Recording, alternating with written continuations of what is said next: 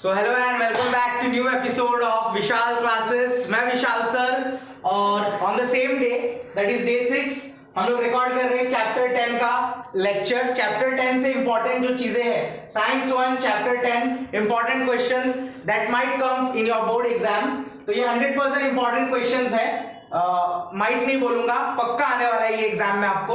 90% ये क्वेश्चंस आपको आने वाले हैं। इसके पहले बाकी चैप्टर्स के भी वीडियो अपलोड हो चुके हैं। 9th चैप्टर कल अपलोड होगा। ओके, सो वीडियो स्टार्ट करते हैं। सबसे पहला क्वेश्चन इस चैप्टर से इंपॉर्टेंट है, आर्टिफिशियल सैटेलाइट्स। आर्टिफिशियल सैटेलाइट्स का डेफिनेशन बताना है। आर्टिफिशियल सैटेलाइट एक मैनमेड ऑब्जेक्ट होता है जो अर्थ के इर्द गिर्द घूमता है, यानी कि अर्थ का ऑर्बिट लगाता है। Any other planet is called artificial satellite. सिर्फ अर्थ ही नहीं, किसी भी प्लैनेट के आसपास अगर कोई ऑब्जेक्ट घूमता है एक सर्टेन ऑर्बिट में, एक डेफिनेट टाइम इंटरवल पे, उसको हम लोग क्या बोलते हैं? सैटेलाइट। सैटेलाइट को क्यों इंस्टॉल किए जाते हैं?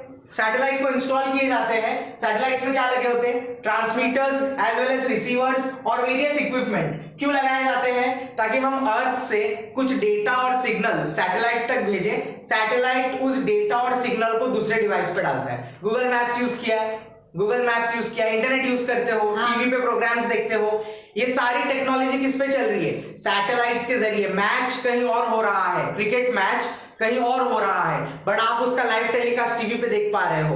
This everything is because of satellite. आप यहाँ पे बैठकर फोन लगाते हो और कहीं और वो फोन लग भी जाता है और उसके साथ आप इजीली बात कर पाते हो, वीडियो कॉल कर पाते हो, यूट्यूब के लाइव वीडियोस देख पाते हो। इनफैक्ट ये वीडियो भी आप इंटरनेट ऑन करके देख रहे हो। This everything is possible because of satellite. उसके अंदर ऐसे मशीन्स, ट्रांसमीटर्स, रिसीवर्स डाले गए हैं जिस वजह से ये काम पॉसिबल है।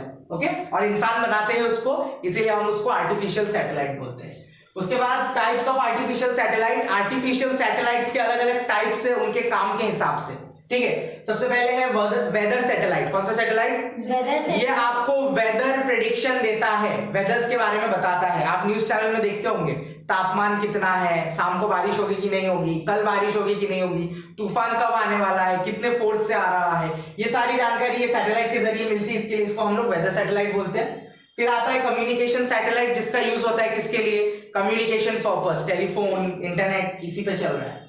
ब्रॉडकास्टिंग सैटेलाइट, आप जो टीवी के प्रोग्राम्स देखते हो, ये कौन सा सैटेलाइट के थ्रू पॉसिबल हो रहा है? Broadcasting satellite. फिर नेविगेशनल सैटेलाइट, जो जीपीएस होता है ना, जीपीएस जिसपे आप किसी भी चीज को ट्रैक करते हो। जोमेटो पे खाना ऑर्डर किए हो कभी? यस, खाना ऑर्डर करने के बाद जोमेटो का ड्राइवर जैसे खाना पिकअप करता है स्टोर से, वहां पे दिखता है वो कितनी दूर आया है। That all is possible because of navigation satellite. किसकी वजह से पॉसिबल है? Navigation satellite. मिलिट्री सैटेलाइट्स, ये मिलिट्रीज को यूज आता है, रेडार बनाया जाता है कि कोई दुश्मन अगर हमारे टेरिटरी में एंटर करता है तो उन सैटेलाइट के जरिए इमेजेस क्लिक होते हैं, कंटिन्यूस इमेजेस क्लिक हो रहे। और अगर कोई हमारे बॉर्डर में एंटर करता है बाय एयर या बाय वाटर, जमीन से आएंगे तो मिलिट्री वहां पर है, बट कभी कभी वाटर से या एयर से भी वो एंटर कर सकते हैं, तो तब हम उनको डिटेक्ट करते हैं। कौन से सैटेलाइट के जरिए? मिलिट्री सैटेलाइट्स के जरिए। अर्थ ऑब्जर्वेशन सैटेलाइट, कुछ सैटेलाइट्स ऐसे लगे हुए हैं जो सिर्फ अर्थ को क्या कर रहे हैं? हर तरफ से ऑब्जर्व कर रहे हैं। आप टेक्स्ट बुक में या न्यूज़पेपर में या इंटरनेट पे जो भी अर्थ के इमेजेस देखते हो, national geographic channel, discovery channel पे जो भी अर्थ के वीडियोस, इमेजेस आप देखते हो, that all is possible due to earth observation satellite. Simple, ये सैटेलाइट के टाइप्स थे। अब हम लोग करने जा रहे हैं types of artificial satellite based on height पे। सैटेलाइट एक, सारे सैटेलाइट्स एक हाइट पे ऑर्बिट नहीं करते। कुछ सैटेलाइट अर्थ के नजदीक ऑर्बिट कर रहे हैं, कुछ अर्थ से बहुत दूर सर्टेन हाइट पे कर रहे हैं। तो हमने हाइट के बेसिस पे सैटेलाइट को कितने टाइप में बांटा है?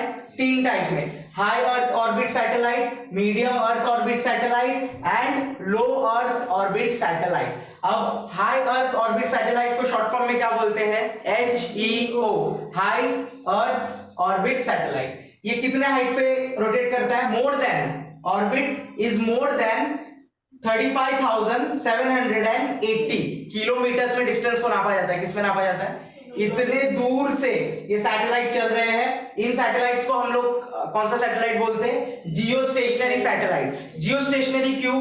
अर्थ से दिखने में वो घूम रहे हैं एक सर्टेन स्पीड में, तो अर्थ से देखने पे सैटेलाइट का स्पीड भी सेम है, अर्थ भी जिस स्पीड में घूम रहा है दोनों सेम है। तो जब आप अर्थ से उस सैटेलाइट को देखोगे तो ऐसा लगेगा कि वो एक जगह पे ठहरा हुआ है, इसीलिए इसका नाम क्या है? जियो स्टेशनरी सैटेलाइट्स। Got it? उसके बाद इसको यूज क्या होता है? इस हाइट पे पहुंचाने का मकसद क्या है सैटेलाइट का? इससे टेलीकम्युनिकेशन इंप्रूव होता है। क्या होता है? आपका इंटरनेट का स्पीड, आप जो मोबाइल में चीजें देख रहे हो, ये इंटरनेट इतना इजीली चल रहा है, वीडियो कॉलिंग, टेलीकम्युनिकेशन, ये सब कुछ किस वजह से पॉसिबल है? इस हाइट पे हमने सैटेलाइट को पहुंचाया है, इसीलिए ये चीजें पॉसिबल है। और इस सैटेलाइट को पहुंचाना पड़ता है इस हाइट तक, तभी वो टेलीकम्युनिकेशन सैटेलाइट का काम करता है। Got it? Next, medium earth orbit satellite, MEO बोलते हैं। क्या बोलते हैं इसको? MEO। ये किस हाइट पे रहता है?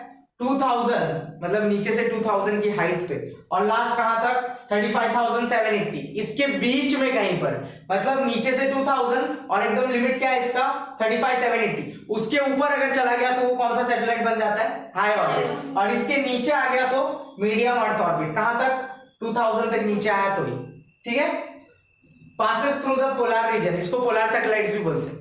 ये जब घूमते हैं ना, तो ये जो घूमते हुए पोलर रीजन्स इनके नजदीक आते हैं, ये पोलर रीजन के ऊपर से घूमते हैं। ओके, ये किसके लिए यूज होते हैं? पोलर रीजन है बोल के ये नेविगेशन के लिए यूज किए जाते हैं, जीपीएस के लिए यूज किया जाता है। फिर आ रहा है लो अर्थ ऑर्बिट सैटेलाइट। अच्छा देखो, 2000 इसका लिमिट था।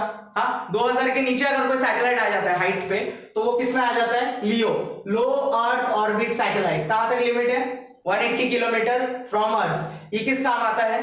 This satellites are used as weather satellite, weather prediction करने के लिए इन सैटेलाइट्स का यूज किया जाता है। ओके, फिर आता है question number 5, another most important, critical velocity. Critical velocity मतलब क्या होता है? एस्केप वेलोसिटी होता है। और क्रिटिकल एस्केप वेलोसिटी के बारे में हमने पिछले चैप्टर में भी पढ़ा है। कौन से? The first chapter of science 1, gravitation. अच्छा, ये चैप्टर करने से पहले आपका चैप्टर 1 का कॉन्सेप्ट क्लियर होना चाहिए, तभी आपको रॉकेट का वर्किंग और रॉकेट का जो स्टेज है, यहीं पर एक क्वेश्चन है स्ट्रक्चर ऑफ सैटेलाइट, वो आपको समझ आएगा। ओके, तो एस्केप वेलोसिटी के बारे में आपको पता है, यहाँ पे वापस बताऊंगा। पहले ये समझ लो क्रिटिकल वेलोसिटी क्या होता है। Critical velocity is defined as speed at which a falling object reaches when both gravity and earth and air resistance are equalized। देखो, कोई ऑब्जेक्ट है जो नीचे गिर रहा है, कोई ऑब्जेक्ट है जो नीचे गिर रहा है, उस ऑब्जेक्ट का स्पीड, ग्रेविटी का स्पीड और एयर का स्पीड दोनों जब सेम हो जाता है, दोनों जब क्या हो जाता है? सेम हो जाता है, उसको हम लोग बोलते हैं क्रिटिकल वेलोसिटी। क्या बोलते हैं? क्रिटिकल वेलोसिटी को सिंपल में एक्सप्लेन करूं, सपोज कोई ऑब्जेक्ट फॉल हो रहा है। क्या हो रहा है? कोई ऑब्जेक्ट फॉल होता है, एकदम सिंपल में बताता हूं। Let's take duster and marker, ठीक है। अब अगर डस्टर ले लूं मैं, ठीक है, और डस्टर को गिराऊं मैं, डस्टर को गिराने पे क्या होगा? डस्टर नीचे गिर जाएगा due to gravity. Critical velocity, किसी भी ऑब्जेक्ट के ऊपर, किसी भी ऑब्जेक्ट के ऊपर अगर दूसरे ऑब्जेक्ट को रखा जाए, कितना भी भारी क्यों ना हो, अगर मैं इसको छोड़ता हूं तो ये डस्टर पहले नीचे गिरेगा और ये वाला थोड़े देर बाद में गिरेगा। इसी को हम लोग क्रिटिकल वेलोसिटी बोलते हैं। क्या बोलते हैं? Critical velocity. समझा? इस डस्टर और ये मार्कर को, दोनों को जब साथ में गिराऊंगा, दोनों साथ में नीचे नहीं गिरेंगे, इस ऑब्जेक्ट पे ग्रेविटी थोड़ी देर बाद काम करेगी, इसको हम लोग बोलते हैं क्रिटिकल वेलोसिटी। क्या बोलते हैं? कभी आपने कोई एस्ट्रोनॉमिकल वीडियो देखा है जिसमें एस्ट्रोनॉट स्पेस व्हीकल के अंदर रहते हैं, तो वहां पे पानी छोड़ने पे देखो पानी ऊपर फ्लोट करता है। हाँ, मतलब वो कौन सी वेलोसिटी पे है? क्रिटिकल वेलोसिटी पे। Got it? Okay, escape velocity के बारे में आपको पता है। एस्केप वेलोसिटी एक ऐसा पॉइंट है जिस पॉइंट पे पहुंचने के बाद ग्रेविटी काम करना बंद कर देता है, मतलब ग्रेविटी किसी भी ऑब्जेक्ट को रिटर्न अपनी तरफ पुल नहीं। ये एक ऐसी हाइट होती है अर्थ से, आपको पता है जितना हाइट बढ़ता है ऑब्जेक्ट का, फर्स्ट चैप्टर में एक क्वेश्चन भी था, as height increases gravity acceleration due to gravity decreases। तो एक सर्टेन हाइट जहां पे ग्रेविटी क्या हो जाती है? जीरो, और इसके बाद कोई भी ऑब्जेक्ट वापस अर्थ पे नीचे नहीं आएगा, ये स्पेस में चला जाएगा अपवर्ड, उसको हम लोग क्या बोलते हैं? Escape velocity. उस पॉइंट को हम लोग क्या बोलते हैं? Escape velocity. क्रिकेट देखे हो ना? हाँ, बॉल बाउंड्री के बाहर चला जाता है तो 6 या फिर बाउंड्री 4 काउंट किया जाता है, उसके बाद रनर को दौड़ना पड़ता है क्या? नहीं दौड़ना पड़ता है। तो सेम वे ये समझ लो बाउंड्री लाइन है, इसके बाहर कोई ऑब्जेक्ट चला गया तो 6 लग गया, 4 लग गया, नहीं, एस्केप वेलोसिटी आ गया। क्या आ गया? Escape velocity. ठीक है। Structure of satellite launch vehicle, जो सैटेलाइट लॉन्च व्हीकल रहता है, PSLV इंडिया में यूज किया जाता है, सैटेलाइट लॉन्च व्हीकल। सैटेलाइट के पास इतनी पावर नहीं होती वो खुद इन ऑर्बिट्स पे जा सके, जिन ऑर्बिट्स की हम बात कर रहे हैं, उनको उस ऑर्बिट तक लेके जाने के लिए एक व्हीकल का यूज किया जाता है। जैसे हम लोग कहीं घूमने जाते हैं तो चल के जाएंगे तो बहुत टाइम लगेगा। हाँ, सपोज आपको यहाँ से जाना है कश्मीर, चल के जा सकते हो, आप एक गाड़ी पे बैठ कर जाओगे, वो गाड़ी आपको वहां पर छोड़ के आएगी, लेने के लिए भी वापस आएगी, राइट? तो किसी चीज को कहीं पर पहुंचाने के लिए व्हीकल की जरूरत पड़ती है। रॉकेट्स को, सैटेलाइट्स को इस ऑर्बिट तक पहुंचाने के लिए जो यूज करते हैं उसको हम लोग क्या बोलते हैं?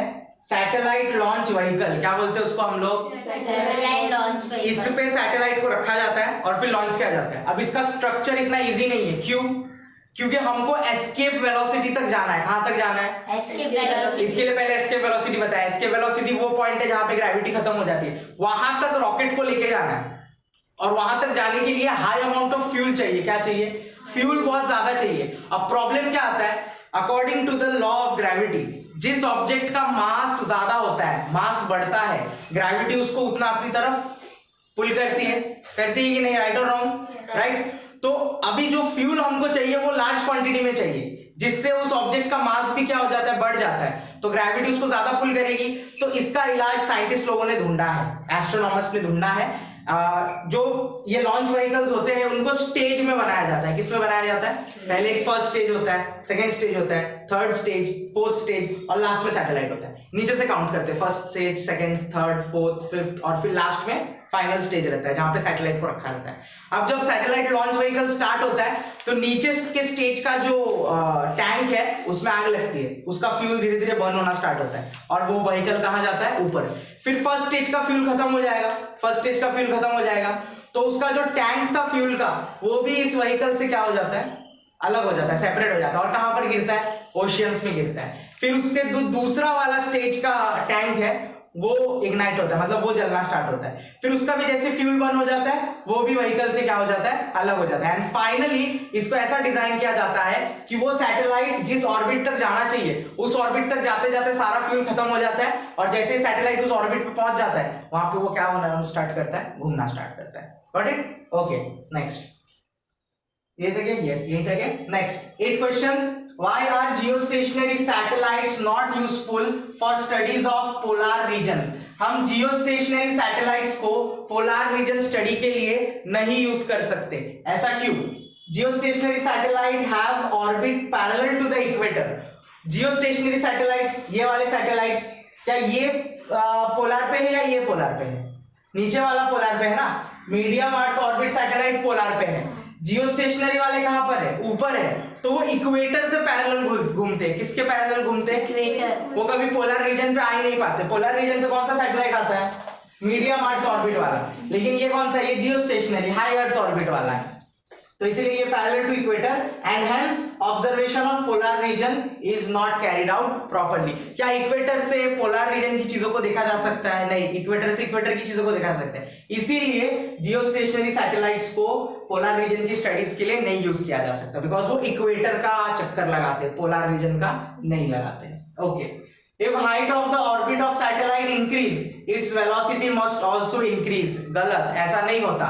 जितना सैटेलाइट का हाइट बढ़ेगा, जितना आप उसको हाई ऑर्बिट पे लेके जाओगे उसकी वेलोसिटी क्या होती रहेगी? कम होती रहेगी due to critical velocity. Critical velocity का फॉर्मूला ये है। क्रिटिकल वेलोसिटी का फिनोमिना ऐसा है कि आप सैटेलाइट को अर्थ से जितना दूर लेके जाओगे, डिस्टेंस इंक्रीज हो रहा है, रेडियस बढ़ रहा है, इस वजह से वेलोसिटी भी ऑटोमेटिक क्या हो जाती है? डिक्रीज। और जितना सैटेलाइट अर्थ के नजदीक आता है, रेडियस कम होता है और सैटेलाइट का वेलोसिटी क्या हो जाता है? इंक्रीज हो जाता है। Got it? समझ में आया?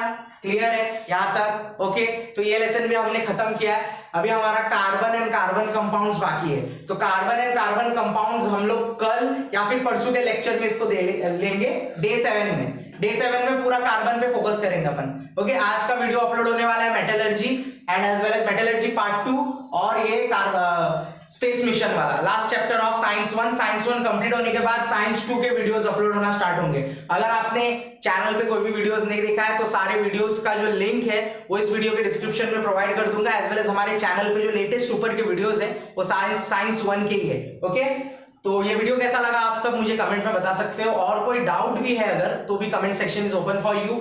क्लासेस के बारे में सारा डिटेल वीडियो के डिस्क्रिप्शन में मिल जाएगा। ये जो नोट्स है ये वेबसाइट में प्रोवाइड किया जाएगा, जिसका लिंक भी वीडियो के डिस्क्रिप्शन में है, तो डिस्क्रिप्शन चेकआउट करना मत भूलना।